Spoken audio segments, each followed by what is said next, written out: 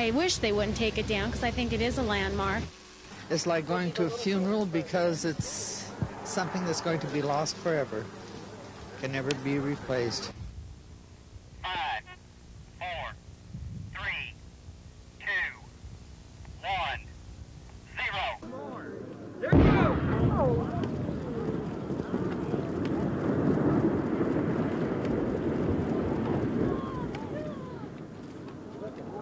Wow!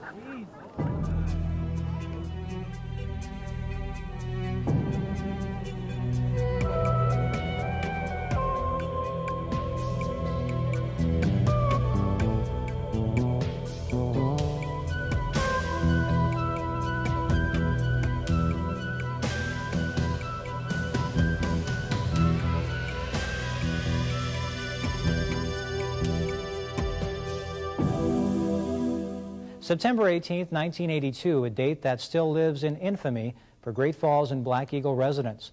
On that day, the Electric City's most visible landmark was laid to rest. Nearly 50,000 people lined the Missouri River and surrounding hillsides to glimpse the end of an era.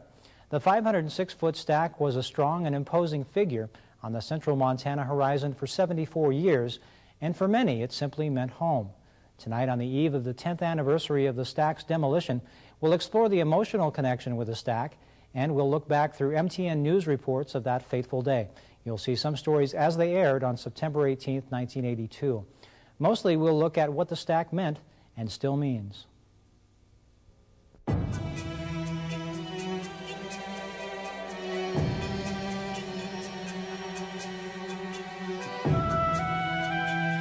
We feel, the Anaconda Company, that by bringing Pacific into this and having now successfully reached an agreement, we have kept as much of this within the community as we possibly could.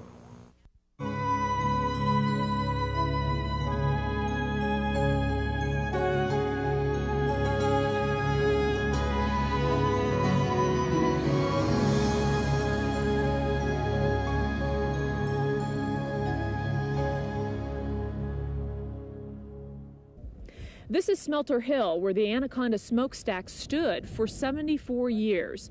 There are a few signs left here of the activity that took place 10 years ago. On September 18th, thousands of people looked on as 600 pounds of dynamite were detonated. There you go!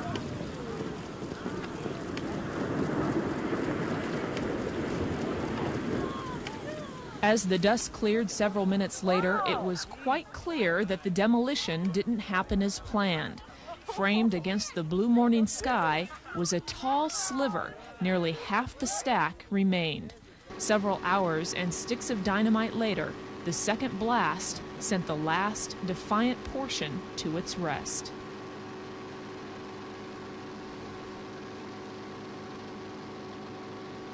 10 months before the stack received those lethal blasts, a small group of citizens banded together to try to save it. Although they continued their efforts right up until the end, there was really no widespread support from city leaders and many others. Here's how MTN News reporter Chris Forehand described their efforts during the final hours a decade ago. They called themselves the Great Falls Save Our Stack Preservation and Historical Society. The group formed 10 months ago after the announcement that Pacific Hide and Fur would blow up the 506-foot landmark. A founder of the organization and one of its most vocal members was Greg Keskis. Last November, Keskis told MTN's Pat Anson that a citizens group had to be formed because the city's businesses weren't about to save the stack. The downtown business community is unable to come up with any way that this community can profit from it per dollar. That means that they feel that anything which this city does should have a return of dollars. And we talked with many people. We have no support from the Chamber of Commerce. We have support from Chamber of Commerce from other towns, but not Great Falls. The Save Our Stack movement grew and spawned a song. Oh, Anaconda, Anaconda, don't you hear the people cry? Don't you know that we don't want to see it go? Just get together with the city, 'cause there's folks that want to help save a memory from a long time ago. Most Great Falls residents seemed in favor of keeping the stack, but more than good intentions were needed to save it. The Anaconda Corporation agreed to let the stack stand only if the committee could raise the $500,000 required to maintain it. But the sentimental attachment Montanans had to the 74-year-old landmark didn't manifest itself in nearly enough dollars. On September 13th, Save Our Stack members announced they were all but giving up. They'd considered taking legal action against Anaconda, saying the company hadn't maintained the stack as it agreed to do in June of 1976. But the committee decided against going to court without cooperation from Cascade County commissioners. I'm sad about the fact that it is coming down. I still, however, maintain my position that I cannot see obligating Cascade County tax dollars to the preservation of that stack. By this time, the destruction of the stack was inevitable. The committee made one final plea in a telegram to President Reagan. It just seems to me that the president is a compassionate enough man. If he found that this had enough merit to deserve his attention, if there's anybody that can do something about it, it's going to be him. The president received the telegram, but he gets hundreds every day. He didn't come to the rescue. And when only half the stack fell in the first blast this morning, it was fitting. No human effort may have been able to save it, but it wasn't going down easy. Chris Forhan, MTN News. 10 years later, the memories of the Save Our Stack group are not forgotten, at least for those who were most involved. Last week, Great Falls attorney Channing Hartelius came back to the Anaconda site to talk about his campaign 10 years ago and about what the stack still means today. Channing, it's been 10 years now since the stack was destroyed. What are your thoughts as you're walking near where the area that it used to stand? Well, it's really brings back some sad memories more than anything when I was across the river and waiting for the moment. And when the stack blew, it was a sad event, but when part of it was still standing, a big cheer went up from the crowd, and it was really exciting to see that this monument that they thought was so dangerous actually preserved itself after the effort to blow it up. Mm-hmm. What about the Save Our Stack efforts? Do you think it was really worthwhile? It didn't save the stack. Well, I think any time that you try to save some historical monuments or historical sites, it's worth it. I think, without any question, if you asked a lot of people today whether they would have contributed to try to save it, they would, but obviously it's too late. Mm-hmm. Do you think Great Falls would have been any different today if the stack would have remained? I don't know if it'd be any different, but anytime you lose something as such a landmark or a monument to history, your future generations lose an opportunity to have hands-on. So I think Great Falls has lost a major tourist attraction and has lost a major symbol of the working man more than anything.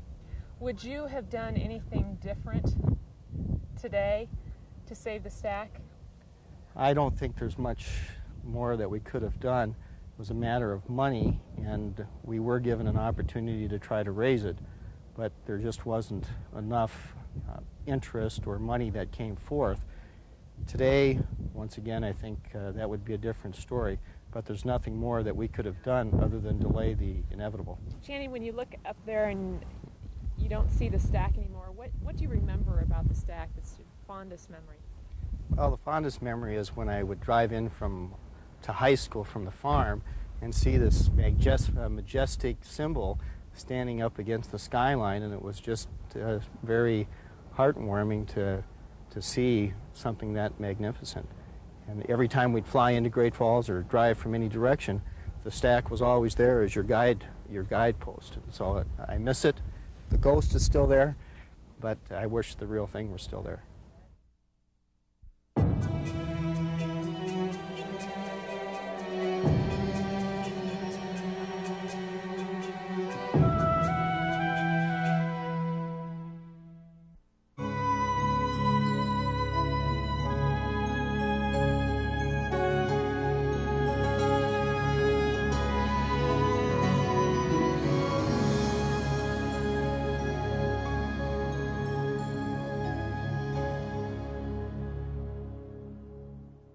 Much to the delight of those who watched, the first blast failed to bring all of the stack to rest.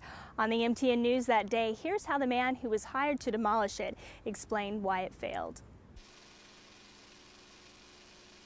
There wasn't enough integrity in the mass to pull it over. Okay, if the bands had been on it, it probably would have pulled it over. Okay, but if you remember, if you haven't been up there, right at those 2 points were the worst 2 cracks. They extended the whole height, and you saw the minute the button was touched, it completely dropped and sheared from those points. So it couldn't pull. It just sheared it off right there. Which way is it going to fall now? It'll probably go sideways. Access. We've got a concrete panel on this corner, so we'll probably shoot 3 or 4 lines of holes in it just to get it to drop again. You won't drop it this way? Oh no, it's no way it's going to drop this way again. It's a big curve, so there's no way in the world we can get it to drop this way. It'll just basically drop in itself again. So. Are you going to try again today? Hopefully. I'd like to get it off today. Was it a misfire or just something you didn't? No. I don't think it's a misfire at all. We loaded the back and the way you would do a standard smokestack. It's just that as I said before, it sheared through there, and when it sheared, there wasn't enough mass and integrity of the stack to pull it over. Later that day, the rest of the stack also came down, but the trouble more than amused many onlookers. MTN News reporter Stu Van Horn covered the reaction. The overwhelming response of stack spectators this morning was a feeling of remorse for the old lady. The stack is completely gone now, but when only half of it fell, most felt that maybe it should not have come down at all. And before we go to some crowd reactions of some of the people this morning, I think it's important that we acknowledge the work of the City Police Department, who had an additional 6-person detail assigned to crowd control. Sergeant Zeman, the watch commander today, reported that everything went smoothly and no accidents were reported as a result of the large conglomerate of people in the area. Spectators from all over Montana were positioned everywhere along a mile stretch on River Road this morning, and in every hand was some sort of photographic device, whether it be an Instamatic camera or a videotape recorder on a tripod. All were here for the same reason, paying their last respects to a brick monolith that was the Great Falls skyline for 74 years. And these reactions will clearly show that the old lady will be missed. I'm pretty sad because I can see it right from my school playground, and I didn't notice that until about Wednesday. And then I looked at it and I started crying right there on the playground. Hey, Willow? You want to say something? Well, I hated the thought of it going too. It has to go, but they can't leave it like that. That looks like a cavity in somebody's tooth. It reminds me of an old person. It doesn't want to give up. It wants to stay there, too. And it should have been left here, but... I think they blew the grade out of Great Falls when they let the stack go. Sad. Yes. I still feel that if they'd have just left it alone, it would have withstood the town of Great Falls. Proved one fact, that the stack was stronger than they thought it was. Hate to see it. Remember ever since I've been a little girl. Well, it was neat coming down, yeah, right? Are you sad that it's down now? No. Oh. It was exciting coming down. I grew up in this town, and I've been looking at that stack ever since I was a little kid. I discovered yesterday that stack was only 2 years older than I am. I'm dating myself now. They couldn't tear it down. No, the stack is too tough. It's still half standing. That's a beautiful stack. Maybe they'll leave that as our monument. It's disgraceful now. I hope they tear it down right away. After the demolition, I received a phone call that ominously sums up the value of the stack. The caller said, the physical stack is gone, but the spiritual memory will never be erased. This is Stu Van Horn for MTN News. Now, some of the emotions may seem a little melodramatic. Comments about taking the great out of Great Falls. Talk about losing an old friend. But when you talk to the people who were there to record the day, you realize there truly was a sense that history was being made.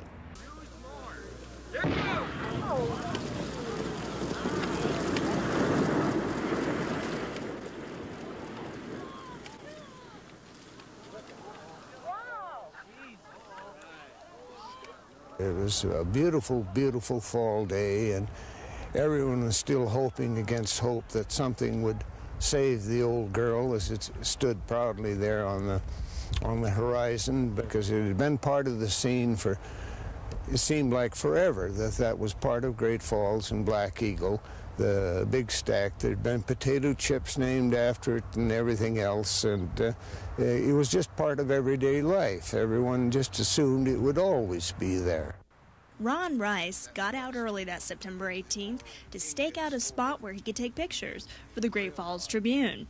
It wasn't easy. The paper estimated the crowd at 50,000.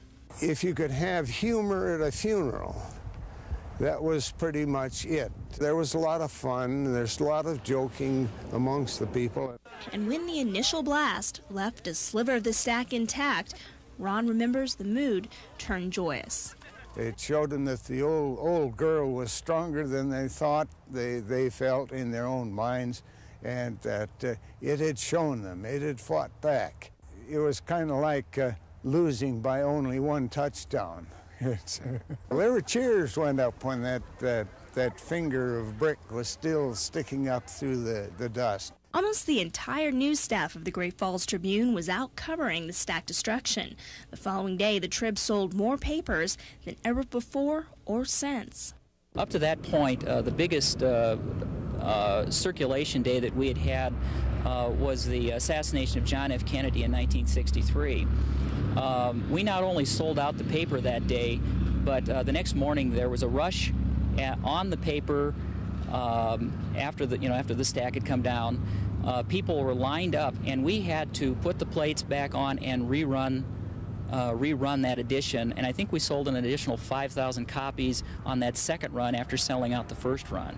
And the demand was so great that we had to then put out the stack book, which sold, I believe, 26,000 copies that first week, and we had to reprint that. In Tom Katinsky's eyes, the destruction of the stack was more than the loss of a monument.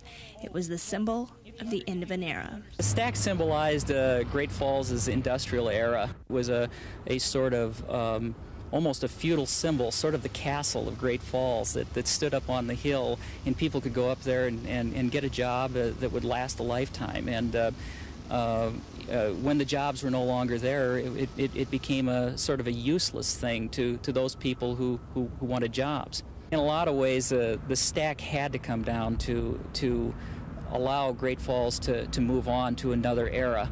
I personally did not like seeing the stack come down. I felt a very emotional feeling when the thing did fall, and I still look up on that hill. When I was a kid, Marty Quick will never forget the stack's last few hours on Smelter Hill. Out partying the night before the blast, he made a bet with some friends that he would write his name on some of the stack's bricks. About 3 in the morning, he made his way across Anaconda Hills Golf Course, through a gully, to the fence around the stack. as I started over the fence, my pants hung up in the barbed wire up there on my jeans, and I slipped backwards, and when I did, my ankle blew out. I blew my ankle out and broke my leg, and couldn't stand up or walk or move. For a couple of hours, he sat there and finally built a fire to keep warm. That's when a sheriff's deputy found him and called an ambulance. When he got to the hospital, he told his doctor he wouldn't go into surgery until he saw the stack go down. He was fined $100 for trespassing and still has 2 screws in his ankle. It's something I'll remember the rest of my life. And it's a fond memory to a degree. It was funny. I guess it was embarrassing to a degree, you know. I kind of brought a little bit of shame on my family and stuff because I did it. But at the same time, I think a lot of my family understood that it was something I had to do for myself, and I did it. Wasn't nothing I could do to save it. If I'd have wrote my name on the bricks, though, I would have had a brick with my name on it. Marty did get a brick in the end. His sister brought one to him in his hospital room. I said, geez, thanks. Just what I needed while I was in that hospital bed was a brick from the smelter. But I did get one. I still got it, as a matter of fact. I use it as a doorstop. It's about all it's good for, I guess. Doesn't have my name on it either. I've often thought about writing my name on it, but that would be cheating, so I never did do that. Like so many people you talk to, Marty says he misses the stack. He's sorry most of his kids never got to see it, but he's glad he's got his memories of a long, crazy night and a history-making explosion. I watched them blow the first part of it from the hospital in the morning, and I was looking out the hospital window, and I had it on TV at the same time, and it blew, and only half of it went down, and I thought, see, you guys is worried about a wind blowing it down, and you can't even blow it down with dynamite. It would have stood for another 100 years. It'd give my kids something that they could have called home. I was in the service for 2.5 years, and when I came home, I remember flying over the stack. First time I came home, and it was just home. The stack was home. I knew I was home when I seen that stack.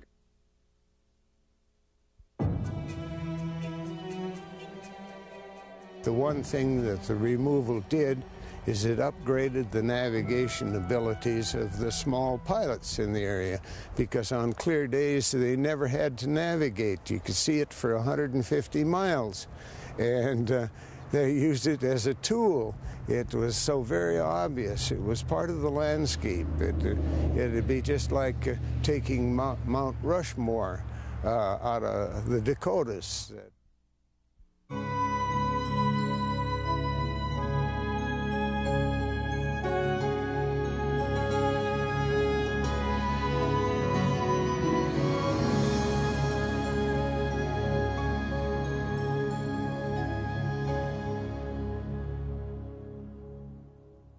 This year is not only the 10th anniversary of the demolition of the stack, it was 100 years ago this summer that the first activity began on Smelter Hill. In 1892, the Boston and Montana Consolidated Copper and Silver Mining Company began its operations. That led to the quick growth of an industry that was soon to dominate the area for 8 decades. MTN reporter Ann O'Ryan filed this report shortly after the fall of the stack. Montana was founded on the copper, silver, and coal mining industries. Today, a part of that history was lost when the Great Falls Anaconda smokestack fell into a cloud of dust. The Anaconda Copper Company was the last of an entire age of refinery companies to enter Great Falls. The first was the Boston and Montana Consolidated Copper and Silver Mining Corporation in the 1880s. The Montana Smelter and Refinery Company was next to enter the city. Then in the late 1800s, the Anaconda Copper Company bought the Boston and Montana Mining Company and began refining raw copper shipped in from Anaconda. In 1891, a smaller smelter standing 186 feet tall belched out smoke from the smelter round the clock. But soon that stack became too small for Anaconda's growing copper business, and the first bricks of the new stack were laid in April of 1908. Custody's construction of New York laid the final brick of the world's second tallest smokestack that October. The structure stood 506 feet tall and weighed more than 28,000 tons. At the base, the walls were 5.5 feet thick, tapering at the top to 18 inches thick. Once completed, that stack went into full-time operation on June 12th of 1909. 6 years later, the smaller stack was demolished. During its years of operation, the company produced copper, zinc, cadmium, indium, and aluminum. Anaconda was in production 24 hours a day, but it was not all work. In 1908, before the stack went into operation, employees dodged the state and county gambling laws by doing most of it above the jurisdiction of the law. The stack became more than a symbol of work and prosperity for the city. It was also used to tell the weather. If smoke swirled around the stack, it meant cooler weather was ahead. In 1957, cracks and loose mortar prompted a major overhaul on the stack, and steel bands covered the length of the stack to stop further corrosion. At that time, it was estimated that the stack had an additional 50 years of life, or until the year 2007. But smoke poured out of the stack for the last time in 1972. Anaconda had smelted the copper in Great Falls because it was cheaper than anywhere else in the world. But in 1980, that had changed. A depressed copper market and a wage strike in 1980 led the company officials to close down and send their business overseas. But when the smelter was in its heyday, there was no other company in the area that could match its impact on the community. It provided a livelihood and a steady job to those who worked there. And although that time is past, people just don't forget what Anaconda meant to them.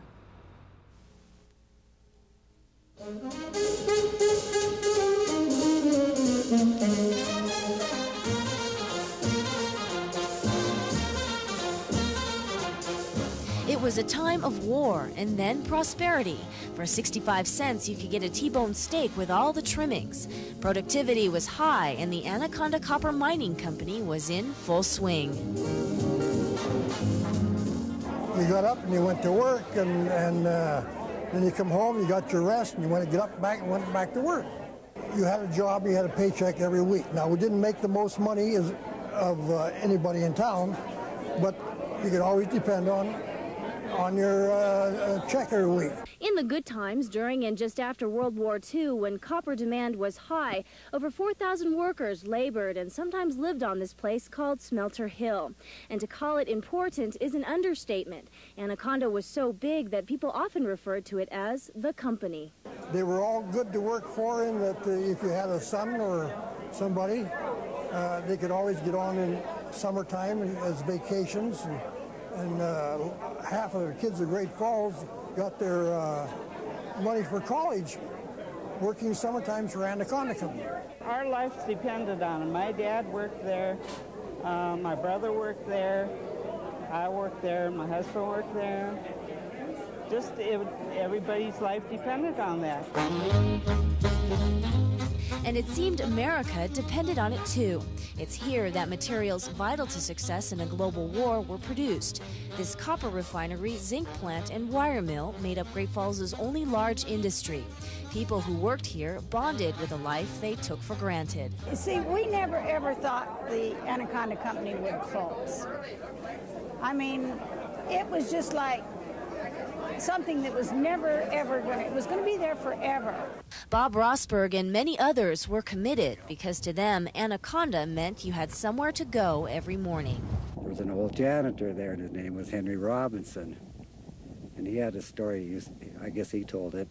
And he got sick one time, pretty sick, and went to the Columbus Hospital, almost passed away. And several days later, when he started getting better, he woke up, and one of the sisters had him by the hand and says, "Henry, you almost went to a better place." And he says, "Sister, I don't know. It's pretty hard to beat a steady job at the smelter."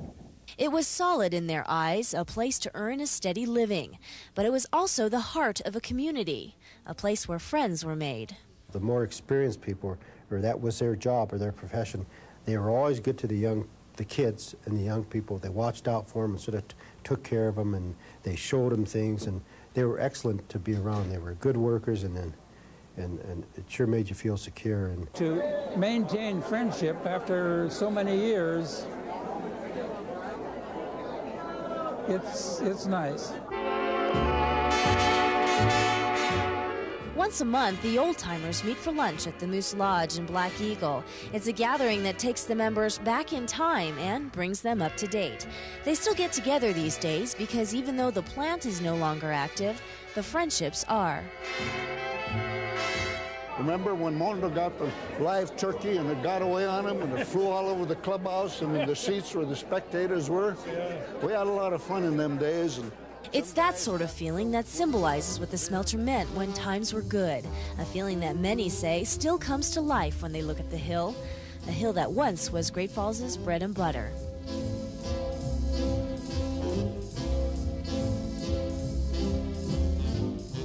The smelter shut down in 1980, leaving 500 people looking for work and a large gap in the economy.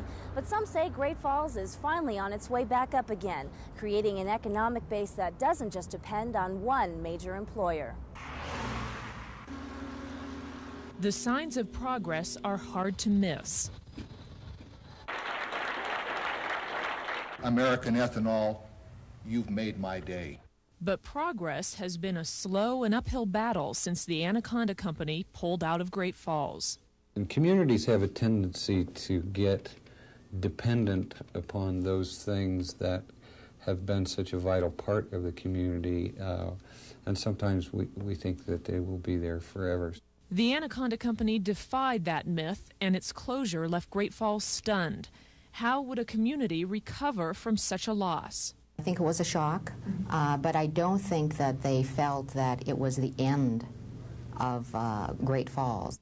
Artie Aiken jumped into city government the year the stack came down. She knew there was trouble ahead and felt she had something to offer. But at that time, we also had a wing pull out of the air base. So we really had kind of a double whammy right within an 18-month period, I believe, with the smelter shutting down and that particular flying wing pulling out. There was a lot of jobs lost, hundreds of jobs lost. And so we began to, muster our forces and began to work toward building Great Falls for what it could be. and trying to diversify our economy so we did not depend on primary bases, but rather have a number of smaller job creators, that when one was lost, we were not devastated as a community. It has taken a decade for Great Falls to pick itself up and brush itself off. It's been a lesson learned the hard way, but a lesson learned nonetheless. We've really diversified, and we have not put all of our eggs in one basket as the case was with the Anaconda Company. Dick Gasvoda had just been elected to the county commission when the smelter shut down. He witnessed the hurt and anger, but he also witnessed the healing. We still have some major players that provide an economic base to Cascade County. Certainly the Montana Power, the Air National Guard, Malmstrom, our hospitals. But I don't know that any of them are as, well, Malmstrom would be certainly, but as big as the Anaconda Company was. Agriculture continues to be the mainstay of our economy. Ed Coughlin, then MTN News Director, was right on target when he made this prediction 10 years ago. I would suspect, though, in the year 2000, as your children are preparing to go to college, Peggy, and those kinds of things, that's about the time they'd be coming along, right? That we're going to be asking the same questions about Great Falls that we ask now. It'll still be essentially a town that thrives on the wheat farmer. Certainly 10 years ago, I wasn't thinking about an ethanol plant, but it makes perfect sense. You know, we have the raw material, and certainly when the smelter was operating, we had the raw material and we had the market for the copper that they refined. We will never forget the economic importance the Anaconda Company brought to this community. But over the past 10 years, we have made giant progress, and everyone agrees we cannot move forward if we're standing still. We need to continue the efforts that have been begun a few years back in just continually trying to develop another industry or whatever it might be to create more jobs in our community. It's an ongoing task. There cannot be any relaxing. Where are we in 10 years? I see us continuing to grow at a moderate rate. I don't think that our curve is going to be radical.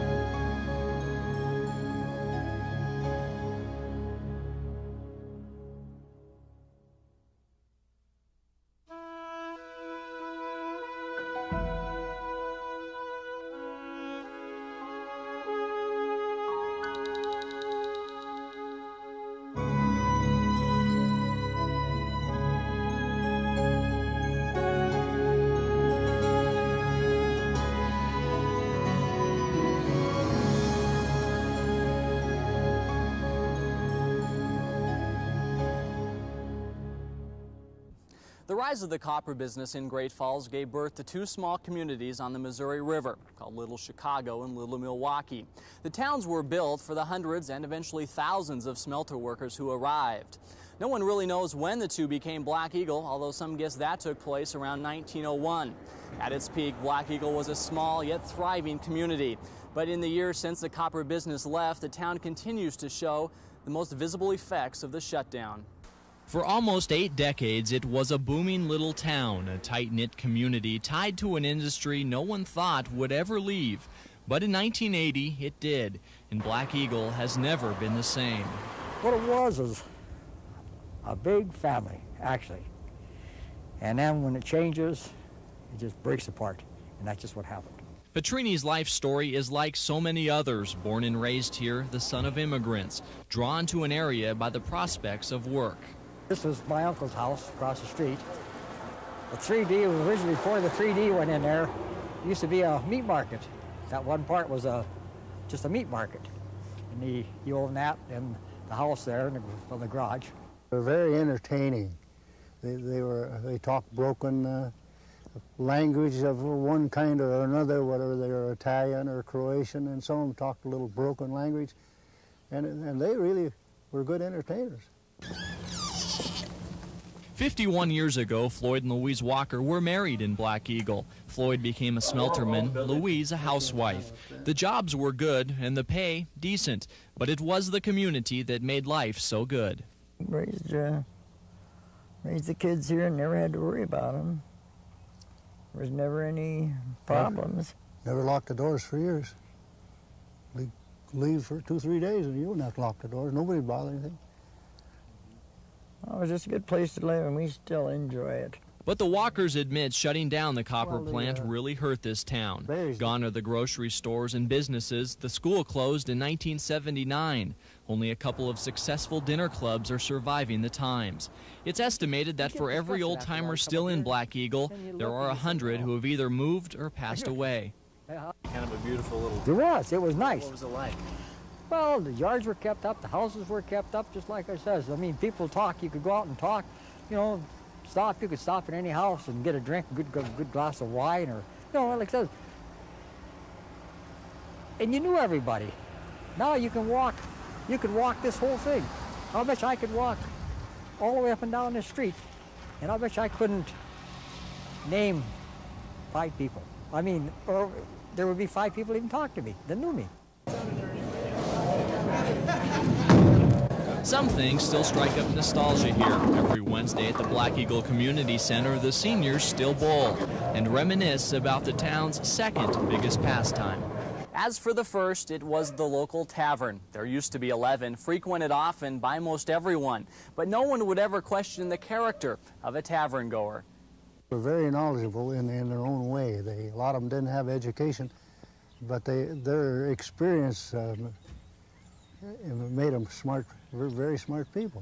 During the week, the steadies will all run a tab, come in on Friday, hand you their check, take their week's bar tab out, leave their change on the bar. That's the way we operated. Just because you trust everybody? At that time, you could trust everybody. During the strikes, when they wouldn't be working, I'd run accounts for them. There was none of them that ever beat me out of a dime. Of course, anymore, them days are gone. The bars were open 7 days a week, 24 hours a day, simply because the smelter never shut down. 10 o'clock at night, there'd be 4 people sitting in the bar. When they got off at 11:05, 11:25, 12:20, there'd be 30 guys sitting in the bar. The people in Great Falls had little concern for the men out here.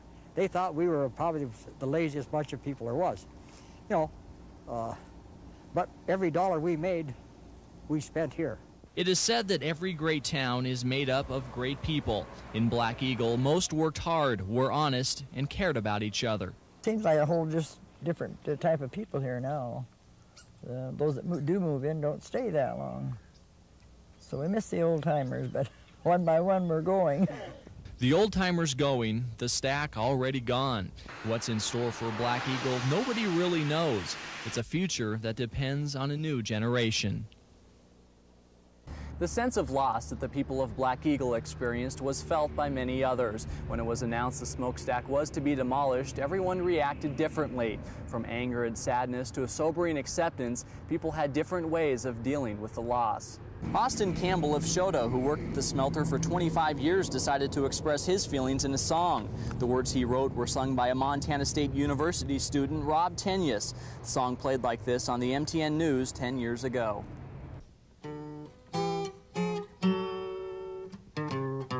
There ain't no smoke good coming from the big stack east of town.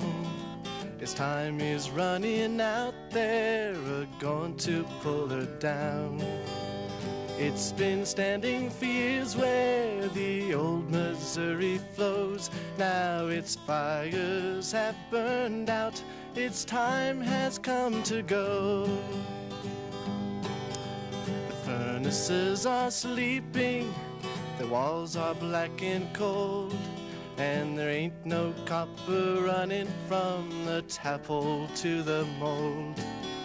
The dinkies ain't a puffin' steam when they pull the copper in. Their whistles are all silent, they will never blow again. The charge crane ain't a-running down in the furnace room. The power lines are down, there's no juice to swing the boom. There ain't no men a-sleeping in the lunchroom by the track. They've taken their buckets home and they ain't never coming back. Because there ain't no smoke good coming from the big stack east of town. Its time is running out, they're a-going to pull her down. It's been standing for years where the old Missouri flows. Now its fires have burned out, its time has come to go. Like man, it's not immortal. Like man, it has gotten old. Like man, it must move onward after the fires of youth burn cold. The crowds will be there a-watching on the day they blow her down. The old-timers who have toiled there will mourn it when it's gone. Because there ain't no smoke good coming from the big stack east of town. Its time is running out, they're a-going to pull her down.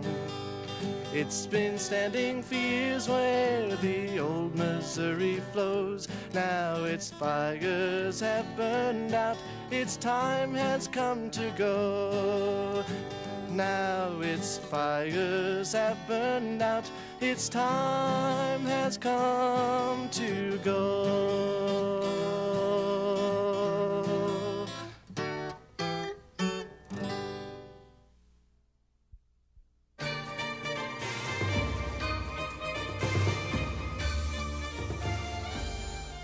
Oh, there was all sorts of ideas. I think the best ones were furnished by then County Commission Chairman Ed Schubat, a remarkable man with a remarkable sense of humor. He wanted to find some Mideastern billionaire to bring in money and turn it into condominiums at various levels, with each condo having a southwestern exposure with a complete view of the mountains. And that would run all the way up to the top. And there on the top, he was going to have a rotating restaurant similar to the one on the Space Needle in Seattle. And but up on the very tip top of it, he would have a landing pad for helicopters. But immediately beneath the helipad, he was going to have a very high-priced, sophisticated bordello. And he was going to name the whole facility the High Diddle Diddle.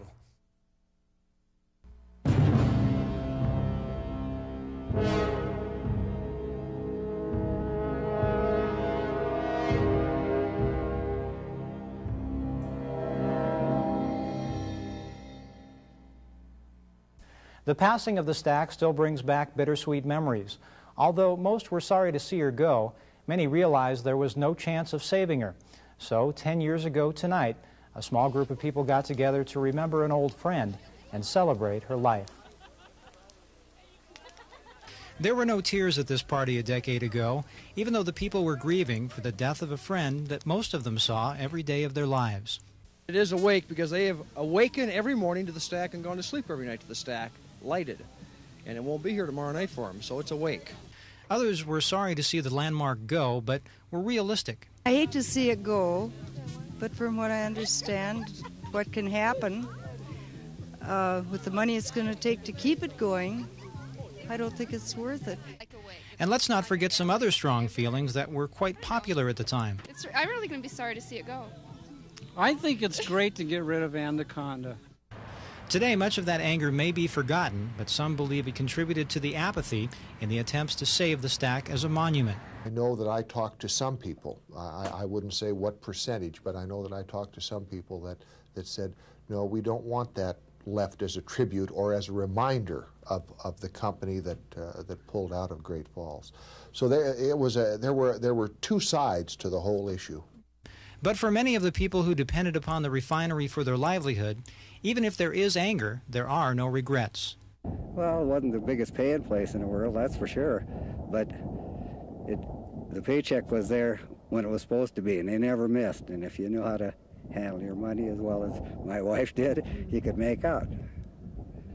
Real good. I was never unhappy. We started making more money in the 70s. We had lots of benefits. Yeah, I have no complaints of work in my lifetime here. When the smelter shut down, Earl's Bar had about 1,500 fewer people pass its doors each day. But there was a cruel irony on the day the stack came down. Well, it's kind of a shame, but the day they blew the stack down, of course, all the surrounding area was full of spectators, all waiting for it to go down. And then when it didn't go all the way down, they had to stick around and wait. You couldn't get in this place. Like I say, it was a big day's business, but a sad day for... The proud history of Great Falls' most famous landmark and the company that once dominated its economy are preserved mostly through photographs. The town was deserted by the company, deprived of its landmark, but many believe the most important product of that time can't be seen in any picture. Great Falls will get along, and so will Black Eagle. The people of Black Eagle, they're very typical of the sort of spirit that built that stack. And I think the whole area can stand proud.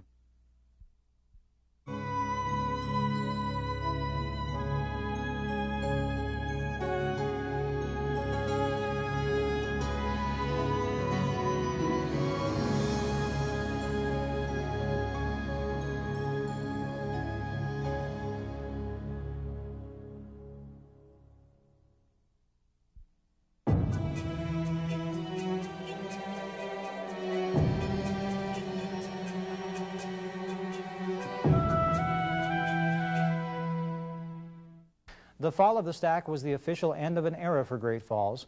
The fact that she didn't go quietly perhaps was a fitting tribute to the people who grew up with her and came to identify her with home. The hill has been bare for quite some time now, and almost all signs of the company are gone. But as we've witnessed in the spirit of the people we've met tonight and 10 years ago, the stack and what she stood for never really left.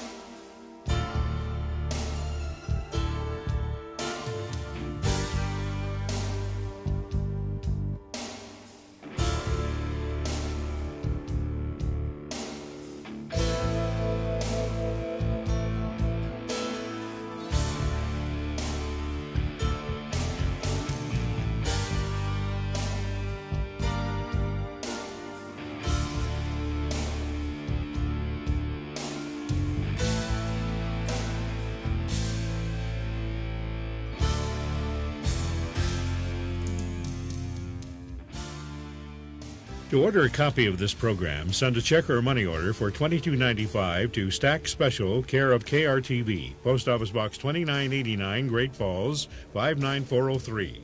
Price includes shipping and handling. Please allow 6 to 8 weeks for delivery. That's Stack Special, care of KRTV, Post Office Box 2989, Great Falls, 59403.